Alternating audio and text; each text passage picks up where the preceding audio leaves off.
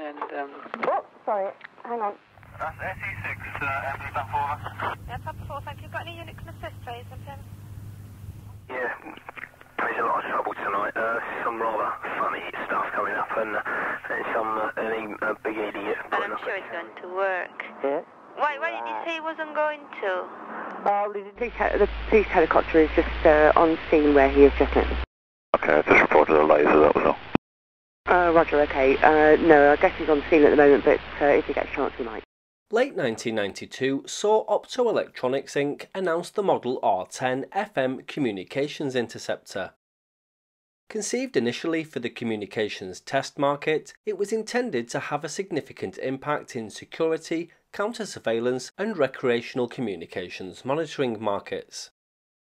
Today it looks like some sort of primitive radio scanner, except it has no screen, no keypad, and you can't program in any frequencies. So what does it do? Well, 30 years ago this was pretty groundbreaking.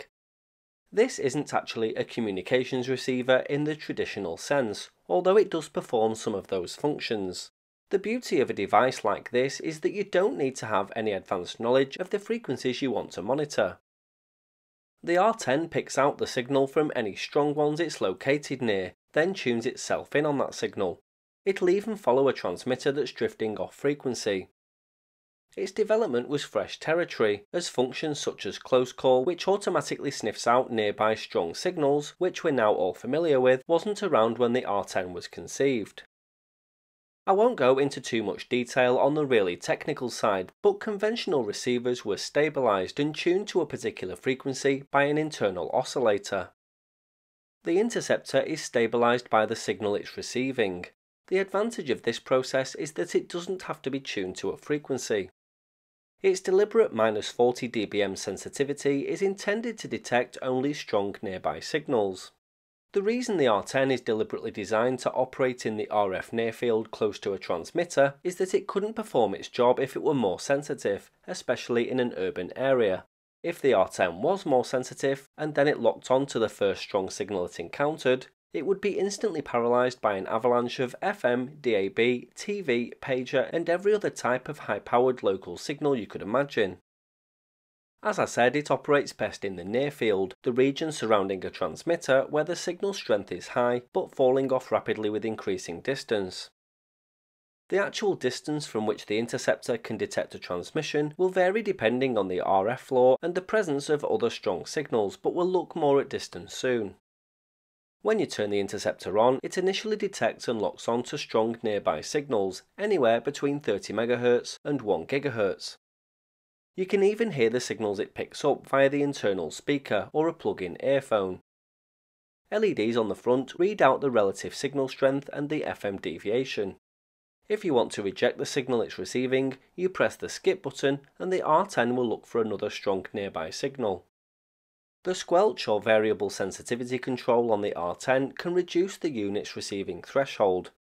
Interestingly, this will scan well above 2.2 GHz, albeit with reduced sensitivity. There's also a volume control on the top. Dual 10-segment bar graphs provide deviation and relative signal level indication. A push-button switch selects wideband or narrowband bar graph calibration. In addition to a power LED indicator, there's also a lock indicator to indicate signal interception. Operation can be skewed to be more responsive at certain frequency bands than others. This can be accomplished by the use of frequency-tuned whip antennas or a variable gain tunable preselector. For general use, however, it was supplied with a telescopic whip. The R10 is FM only. Don't forget it's over 30 years old, and Optoelectronics were keen to point out its usefulness to radio nerds for checking the modulation of transmitters. If it didn't demodulate the signal, it basically wasn't FM. They also went down the line of checking your microwave oven for leaks, and even the fact that a news reporter could show up at a crime scene, accident or disaster, and instantly monitor all on-site communications without any prior knowledge of which frequencies were in use. Imagine if you could go back to the 1990s and do this now. It would have been quite the tool. The R10 can also be used to sweep a room for wireless bugs or to see if a person is wearing a body transmitter. It can detect if a vehicle has a bumper beeper type of tracking transmitter, obsolete nowadays, and it can let a person know if their house is under surveillance by somebody nearby using VHF or UHF radios.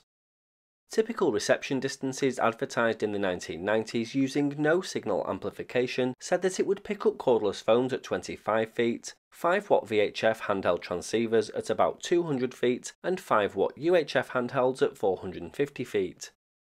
One appeal was that it could receive an 800 MHz mobile phone at 50 feet away.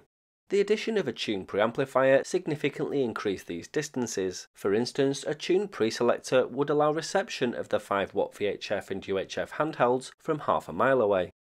There are obvious limitations with this device, however. It has no frequency readout, which means you can't store or log anything, but for on-the-go instant receive of nearby signals, it was pretty mind-blowing for the time. There are still some uses for this sort of device today. You could turn up at any place using FM radios, a radio station, security and events etc. and instantly hear what's going on.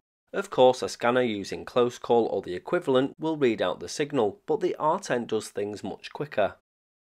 In 1993, this sold for $359, which, when converted to British pounds and put through an inflation calculator, equates to a whopping £582. It came with a rechargeable NiCad battery pack, which of course is now completely shot, hence the wires hooked up to my power supply. If this video proves popular, I'll put together a battery pack and take it out in the field to demo it.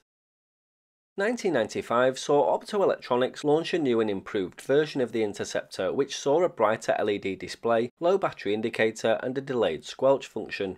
This, however, was short-lived with the arrival of the Explorer in 1996. A device that combined all of the features and functionality of the R10, but with a backlit display. This had a save function as well as CTCSS and DCS indicator, but it cost the equivalent of £1,300 in today's money.